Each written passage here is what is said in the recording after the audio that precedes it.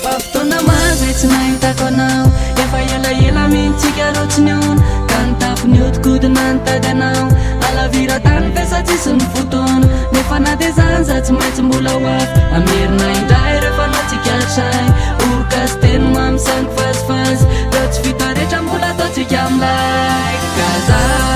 aza manadiny anao na lavitray fefa tsy elatsony dada defa eo atsahary tefa fako mitomany fafatomana de hoainanao hitanao bebe eo anilanao lede fa tsy maintsy avy hitanao bebe eo anilanao lede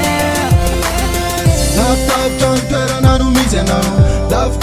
lavitra koany anao nefa na de zany za tsy maintsy hoavy fa de reny fotsy mafofambolady ka nanio nany ampitsy za tsy maintsy tonga no maripitsy tady anao fa ianao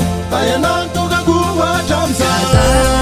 aza manadiny anao na lavitray fefa tsy elatsony dada defa eo atsahary tefa fako mitomany fafatomana de hoainanao hitanao bebe eo anilanao lede fa tsy maintsy avy hitanao bebe eo anilanao lede. Allô, biso jereo mbarafarakely fa misy olona nalefako any hitondra voninkazo avy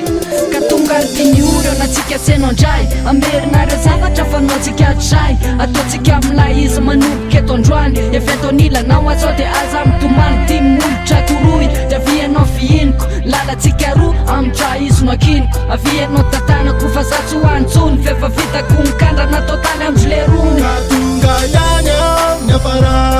kafarano amizay nitomany tintanako molotro ka fihino ary afahoanao ranenalena tany zay tsy nampionantsika tsy nanovelaiko ty zay nafananangatsika ka izao tsy maintsy